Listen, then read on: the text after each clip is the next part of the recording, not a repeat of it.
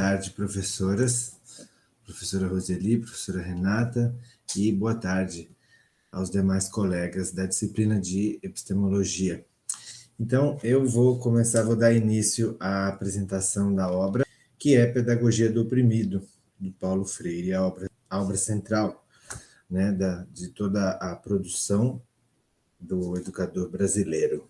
Pedagogia do Oprimido foi escrito em 1968, enquanto Paulo Freire estava no exílio forçado, no Chile, e foi publicado primeiramente nos Estados Unidos e no Uruguai. No Brasil foi publicado apenas em 1974 pela editora Paz e Terra, que é responsável pela obra do autor até hoje. Aí tem um dado interessante aqui, que esse livro é a terceira obra de ciências sociais mais citada em todo o mundo, de acordo com a London School of Economics. Bom, o livro é dividido em 4 partes. A primeira é intitulada Justificativa da Pedagogia do Oprimido e suas subdivisões. A segunda parte, a concepção bancária de educação como instrumento da opressão, seus pressupostos, sua crítica. A terceira parte, a dialogicidade, essência da educação como prática da liberdade. E a quarta parte, a teoria da ação antidialógica. Bom, como já foi falado em aula, mais de uma vez pela professora Roseli, Paulo Freire constitui uma ontologia, uma epistemologia e uma metodologia. Eu busquei selecionar trechos da obra do Paulo Freire em que nos quais é possível perceber esse caráter. Paulo Freire propõe que, mais uma vez, os homens, desafiados pela dramaticidade da hora atual, no qual o livro foi escrito, se propõem a si mesmos como problemas. Descobrem que pouco sabem de si, de seu posto no cosmos, e se inquietam por saber mais. E acho que aí já entra a primeira percepção ontológica, já que as próprias características e o próprio conhecimento do ser é colocado no centro das questões da pedagogia do oprimido e do pensamento de Paulo Freire. Bom, a contradição, opressores, oprimido e sua superação. Os opressores não possuem os meios de libertar nem o oprimido, nem a si mesmo. Ou seja, mais à frente, Paulo Freire vai dizer que não é o opressor que libera o oprimido, nem o oprimido que se libera, mas as pessoas se libertam em comunhão. É uma ação, através do diálogo, através da prática, da praxis, que é a ação e reflexão, a sociedade pode se libertar. Os opressores falsamente generosos têm necessidade, né, de manter as injustiças, de manter a opressão, para que sua generosidade continue tendo oportunidade de realizar-se, da permanência da injustiça. Então, nesse sentido, libertação não significa inversão de papéis, né, entre oprimido e opressor, nem o surgimento de um novo opressor, nem de um novo oprimido, mas o surgimento de um homem novo. Bom, a situação concreta de opressão do ponto de vista dos opressores. Paulo Freire coloca, né, hipoteticamente, quando uma superação de contradição se faz, né, uma superação dessa contradição entre opressor e oprimido, para os opressores que são formados nessa experiência de opressores, tudo que não seja o seu antigo direito de oprimir significa opressão a eles, né?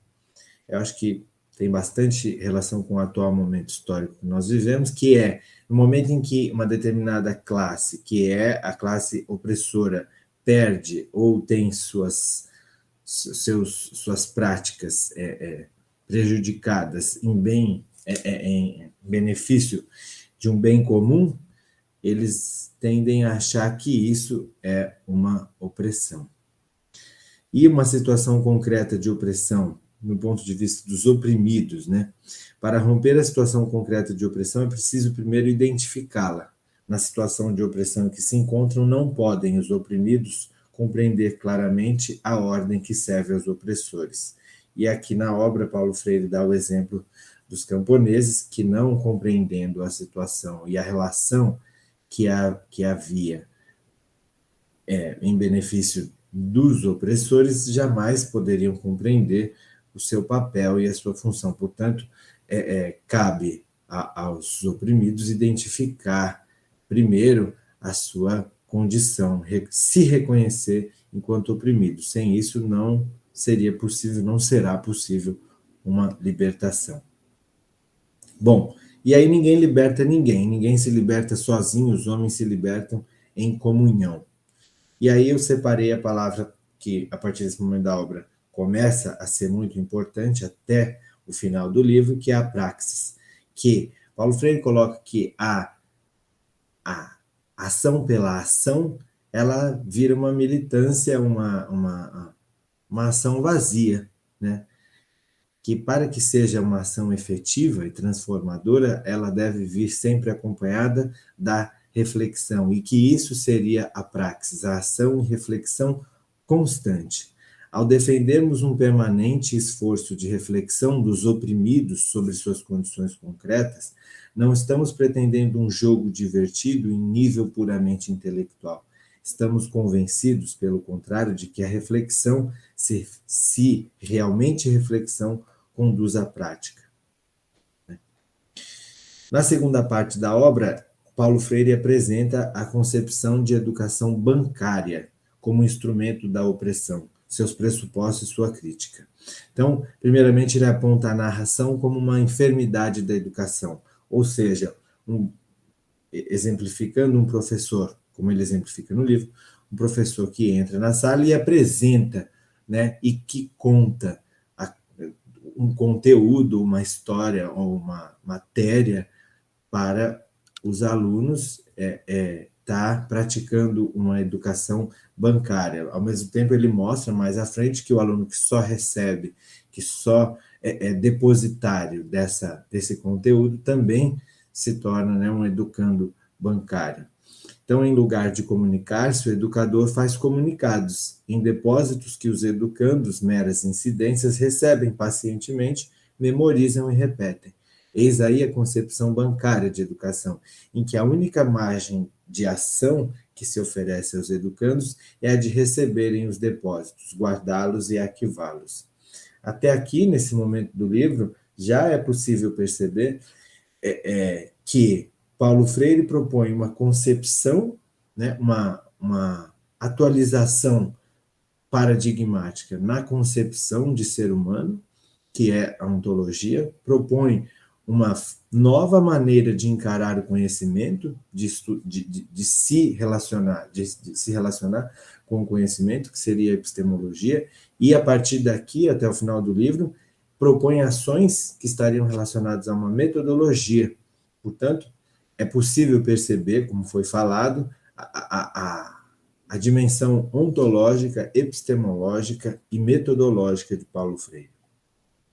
Ainda na segunda parte, ele traz a concepção problematizadora e libertadora da educação, seus pressupostos. E aí é um extenso momento do livro em que eu retirei esse pequeno trecho, que acho que sintetiza, que é orientar-se no sentido da humanização de ambos, educadores e educandos, ser um companheiro dos educandos. Na concepção bancária e a contradição educador-educando, sugere uma falsa dicotomia existente entre homens e mundo. Ao educador não cabe nenhum outro papel que não de disciplinar a entrada do mundo nos educandos. Isso aqui não é uma questão positiva, pelo contrário, isso é a contradição e que não deve ocorrer. O educador ele não deve ter apenas esse papel de disciplinar a entrada do mundo nos educandos, mas de, por meio da ação com os educandos, construir essa noção, essa percepção do mundo, de si, do mundo e do outro, né? Que é um trabalho que é feito conjuntamente, não de um em direção ao outro, né? Mas de todos juntos. Ainda nessa segunda parte, é que Paulo Freire diz, como título, né, como subtítulo desse segundo capítulo, ninguém educa ninguém, ninguém educa a si mesmo. Os homens se educam entre si, mediatizados pelo mundo.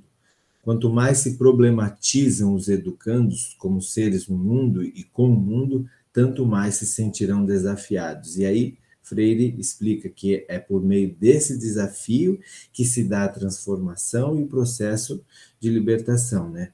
A educação como prática da liberdade, ao contrário daquela que é prática da dominação, implica a negação do homem abstrato, isolado, solto e desligado do mundo, assim como também a negação do mundo como uma realidade ausente dos homens. Não há em Paulo Freire essa dicotomia entre consciência e mundo.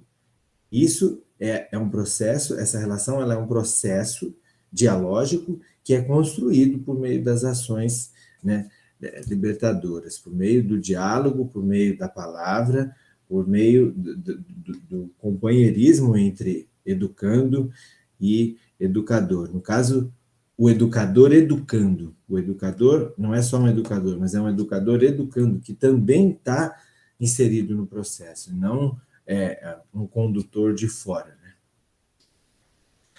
Bom, ainda na segunda parte, o homem como um ser inconcluso, consciente de sua inconclusão e seu permanente movimento de busca do ser mais.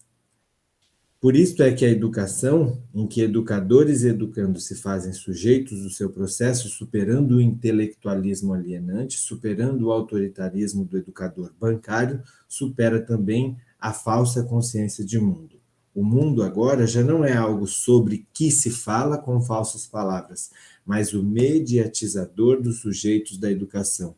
A incidência da ação transformadora dos homens de que resulte a sua humanização. Bom, a terceira parte do livro, a dialogicidade, a essência da educação como prática da liberdade, inicia com a reflexão sobre o diálogo. E aí eu já me antecipei, trazendo algumas coisas dessa parte, algumas passagens, mas o diálogo como fenômeno humano se nos revela algo que já poderemos dizer ser ele mesmo, a palavra. Não é no silêncio, tem um erro, perdão, não é no silêncio que os homens se fazem, mas na palavra, no trabalho, na ação, reflexão. Por isso, o diálogo é uma exigência existencial, e se ele é o encontro em que se solidarizam o refletir e o agir de seus sujeitos endereçados ao mundo a ser transformado e humanizado, não pode reduzir-se a um ato de depositar ideias de um sujeito no outro, nem tampouco tornar-se simples troca de ideias a serem consumidas pelos permutantes. A educação dialógica e o diálogo, Paulo Freire nos questiona, né? Como posso dialogar se parto de que a pronúncia do mundo é tarefa de homens seletos e que a presença das massas na história é sinal de sua deteriorização que devo evitar? Ele coloca uma série de perguntas nesse momento do livro, né? Uma série, assim, mais de 10 perguntas, para pensarmos a educação dialógica e o diálogo. Né? Eu pus aqui duas. Como posso dialogar se me fecho à contribuição dos outros, que jamais conheço, e até me sinto ofendido com ela? O diálogo começa na busca do conteúdo programático. Para o educador educando, diálogo problematizador, o conteúdo programático da educação não é uma doação ou uma imposição do educador para o educando, um conjunto de informes a ser depositados nos educandos, mas a devolução organizada, sistematizada e acrescentada ao povo daqueles elementos que este lhe entregou de forma desestruturada. Aqui, nesse momento em que o Paulo Freire intitula O Diálogo Começa na Busca do Conteúdo Programático, já possui um caráter metodológico, né, do que faz, do como fazer, né, de como se comportar como um educador educando, né, um líder revolucionário, alguém voltado para a praxis, para a constante reflexão, desde um momento inicial, ou seja, antes de entrar em contato com o educando, né? E, por fim, na última parte do livro, Paulo Freire apresenta a teoria da ação antidialógica, né? e as suas características e os elementos que caracterizam essa falta de diálogo, esse antidialógico, que seria a conquista, o dividir para manter a opressão, a manipulação e a invasão cultural. E depois, na teoria da ação dialógica e suas características, a colaboração, a união, a organização e a síntese cultural. Encerrando, pelos pontos destacados da obra Pedagogia do Oprimido, é possível perceber que para Freire não há divisão entre consciência, ser humano e mundo, e que o processo de libertação dos oprimidos e dos opressores pode ser efetivo se construído com base no diálogo, no conhecimento histórico e no reconhecimento da condição de oprimido. Compreende-se em Freire a necessidade ontológica do ser humano de pronunciar a palavra verdadeira, isto é, por meio do diálogo, a capacidade de se dizer enquanto ser que existe, age e é responsável política e eticamente por suas ações, que por sua vez estarão sempre carregadas da potência transformadora inerente ao ser. Assim, entende-se que a pedagogia do oprimido busca apresentar todas as etapas necessárias para que se alcance por meio da praxis, que é a ação e reflexão, a verdadeira transformação. Assim eu encerro a apresentação desse livro. Obrigado pela atenção e é isso.